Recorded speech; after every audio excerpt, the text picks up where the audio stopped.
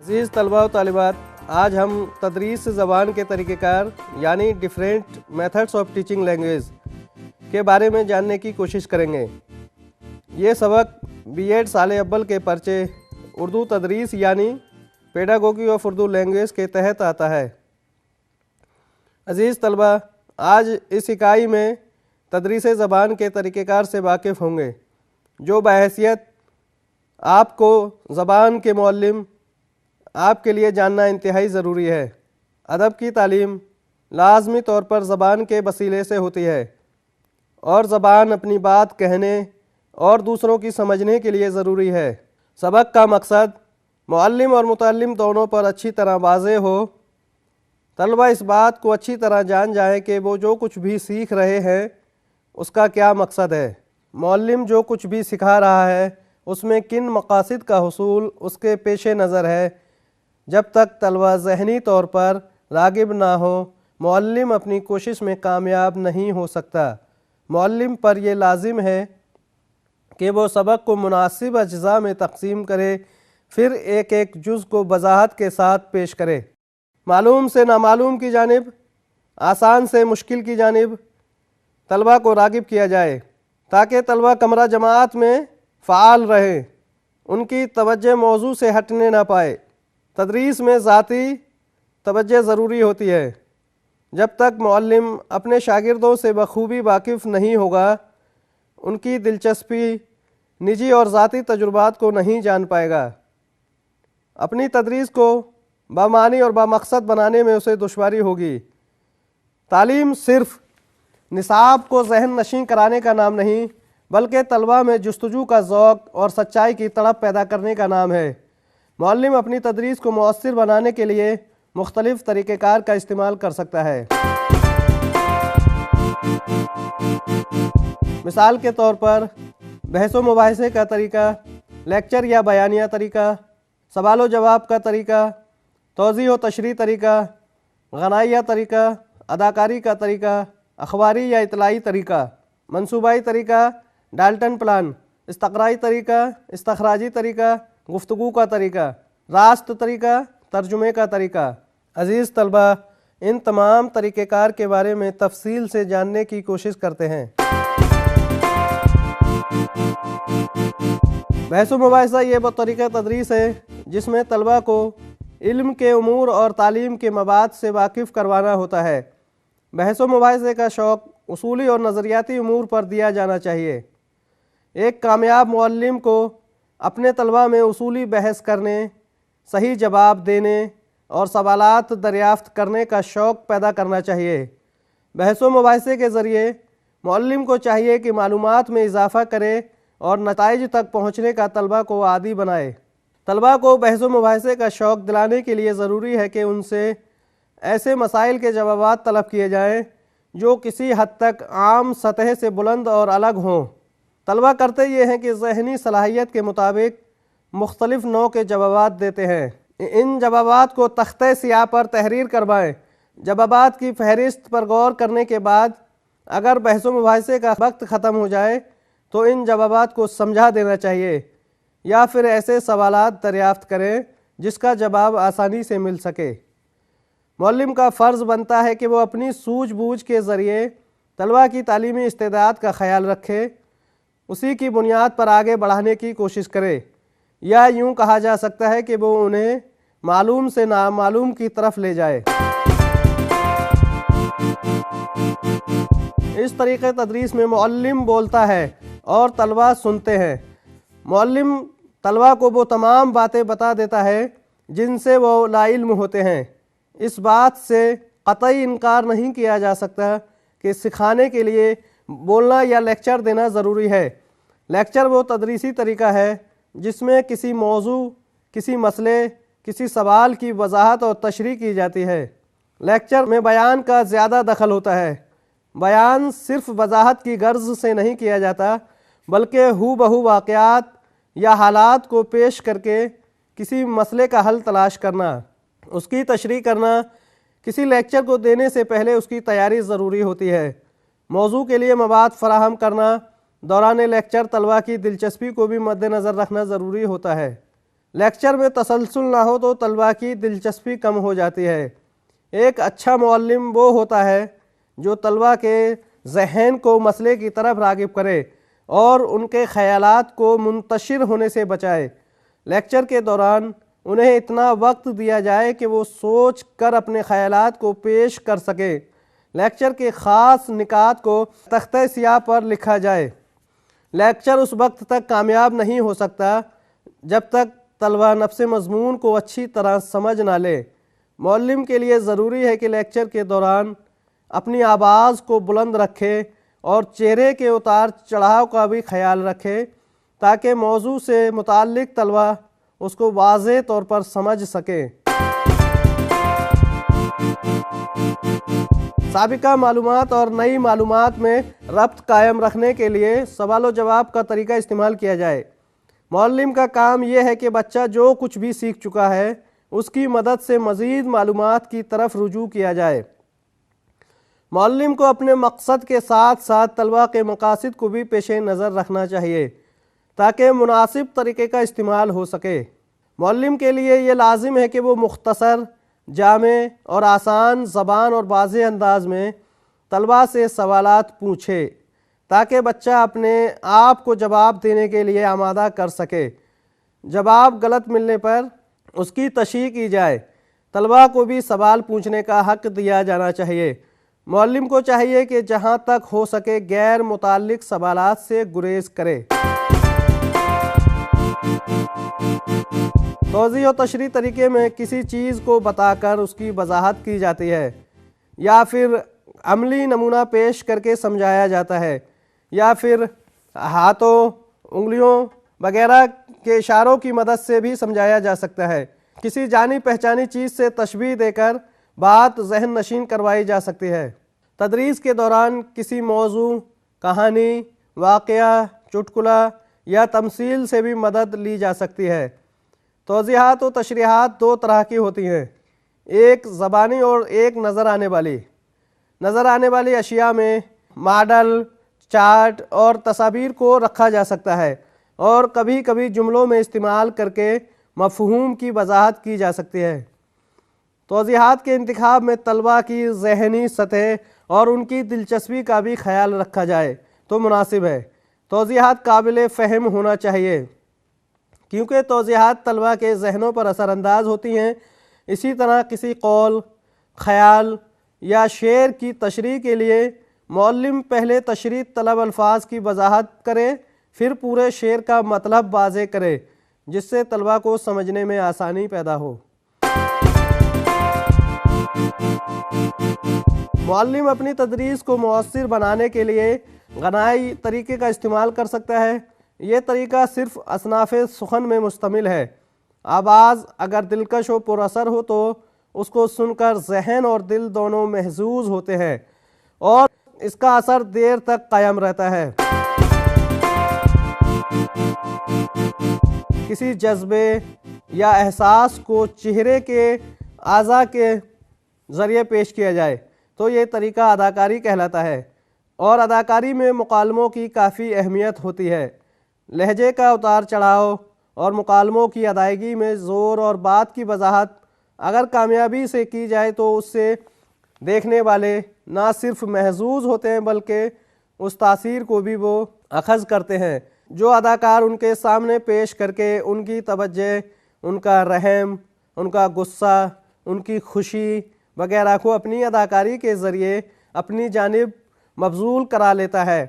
وہ ہنستا ہے تو ناظرین بھی ہنستے ہیں، وہ غمگین ہوتا ہے تو وہ بھی اس کے غم میں شریک ہو جاتے ہیں۔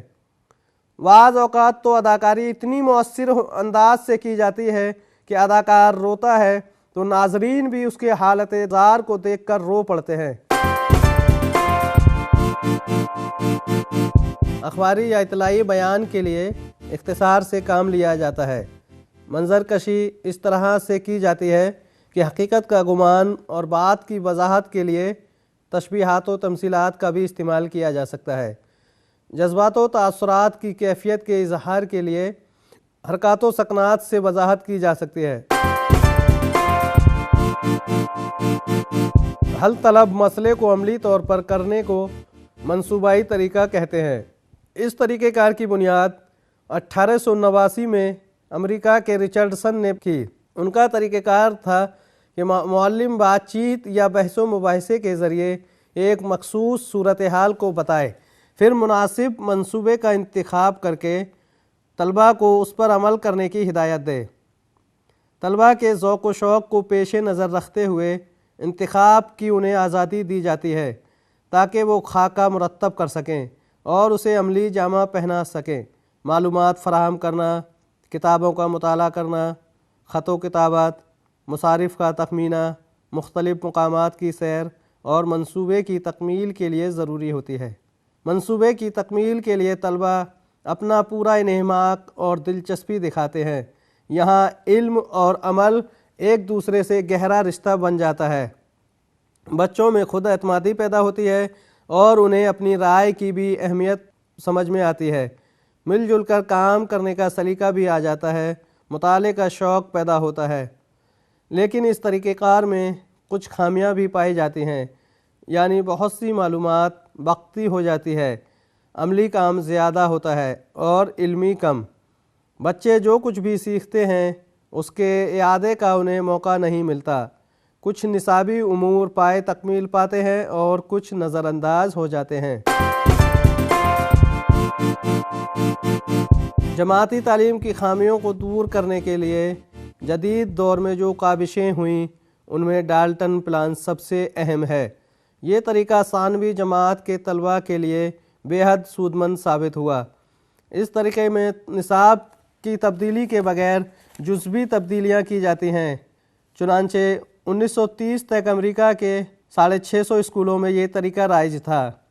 ڈالٹن پلان کی خصوصیات یہ ہے کہ مل جل کر اور آزادانہ طور پر کام کیا جاتا ہے۔ معلمین کو سال بھر کا کام ان کی ترتیب سے واقف ہونا ضروری ہوتا ہے۔ مضمون کا پھیلاؤ کیا ہے اور انہیں اس ضمن میں کیا کرنا چاہیے۔ پوری جماعت بیک وقت کئی کتابوں، چارٹ اور تعلیمی سامان سے استفادہ کرتی ہے۔ طلبہ روزانہ نصف انفرادی اور اجتماعی شکل میں کام کرتے ہیں۔ کام اور اس کی رفتار معلوم کرنے کے لیے اساتذہ اور طلبہ کے پاس ایک چارٹ ہوتا ہے۔ جب تک معلم مطمئن نہ ہو طلبہ سے دوسرا کام نہیں لیا جاتا۔ اس پلان میں کئی فائدے ہیں۔ ذہین اور کمزور طلبہ دونوں ہی اپنی رفتار سے آگے بڑھتے ہیں، بلکہ سست رفتار طلبہ کو بھی اپنی ذمہ داری کا خیال ہوتا ہے۔ طلبہ صرف معلم سے ہی نہیں بلکہ کتابوں، چارٹ اور پوسٹر سے بھی استفادہ کرتے ہیں۔ طلبہ چونکہ اپنے کام میں مصروف ہو جاتے ہیں، انہیں کسی خارجی دباؤ کی ضرورت نہیں پڑتی۔ اس میں بچے آزادانہ طور پر جب اور جتنا چاہے پڑھ لیتے ہیں۔ یہ طریقہ قواعد کی تعلیم کے لیے بہت عمدہ ہے۔ اس طریقے میں طلبہ واقعات اور حقائق کا تجزیہ کر کے کسی نتیجے پر پہنچتے ہیں اور کوئی اصول یا کلیہ بنا لیتے ہیں۔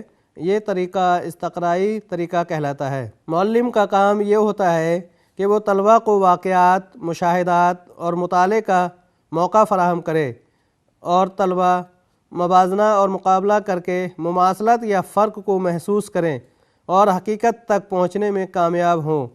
یہ طریقہ جدید تدریس میں تعلیم کے عین مطابق ہے کیونکہ طلبہ خود محنت سے آگے بڑھتے ہیں۔ تحقیق و جستجو کی صلاحیت بھی ان میں پیدا ہو جاتی ہے۔ اس طریقے میں طلبہ معلوم سے نامعلوم کی طرف رجوع کرتے ہیں۔ یہ طریقہ استخراجی طریقے کی ضد ہے۔ اس طریقے میں روایتی قواعد اور اس کی تعریفوں کو بیان کیا جاتا ہے، پھر اس کے لیے مثالیں پیش کی جاتی ہیں۔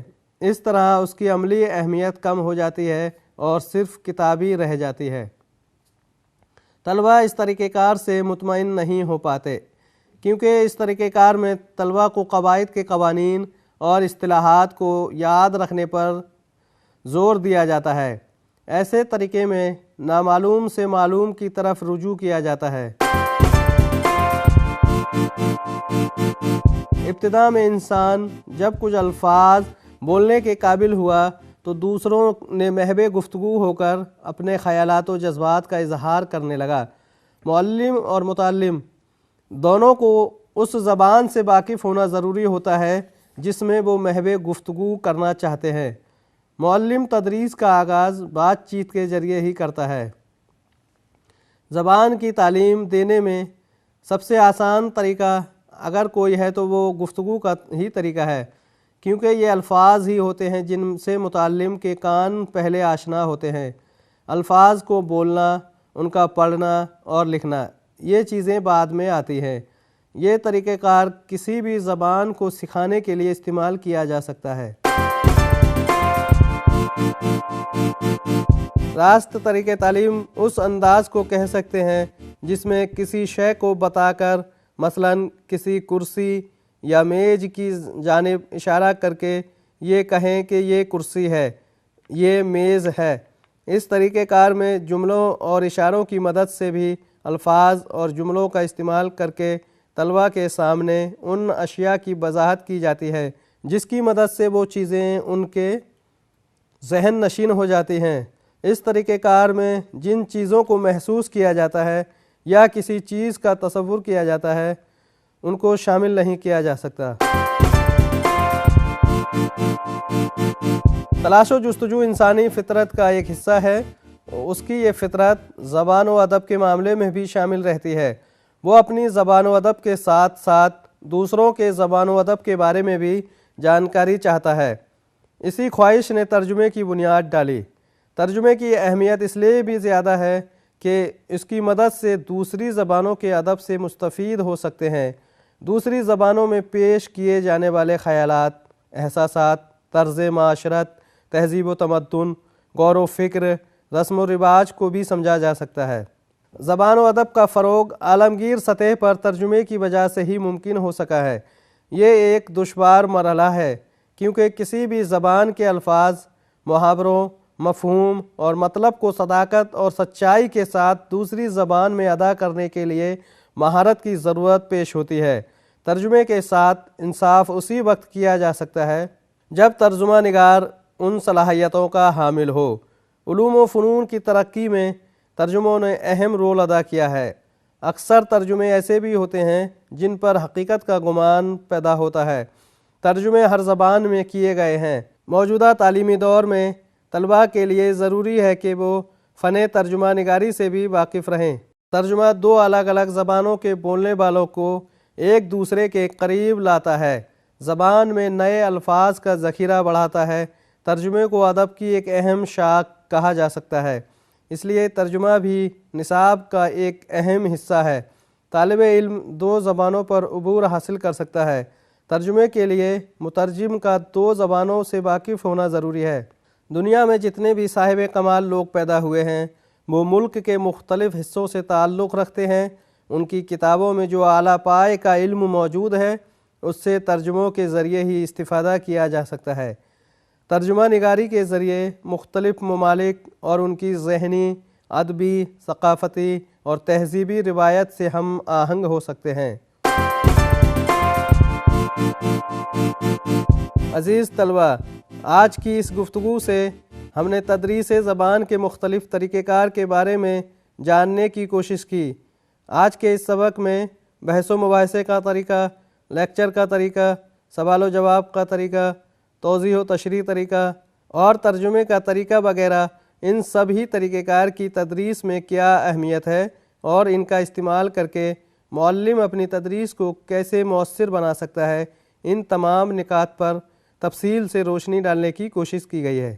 اس موضوع سے متعلق مزید معلومات کے لیے اسکرین پر دی جا رہی کتابوں سے استفادہ کر سکتے ہیں۔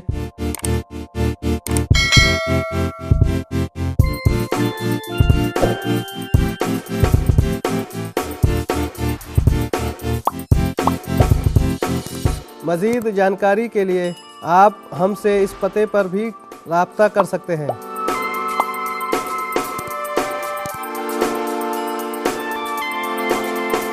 ناظرین و عزیز طلبہ، آج کے پروگرام میں فی الحال اتنا ہی۔ آئندہ ایک نئے عنوان کے ساتھ آپ سے پھر ملاقات ہوگی۔ تب تک کے لیے اجازت دی۔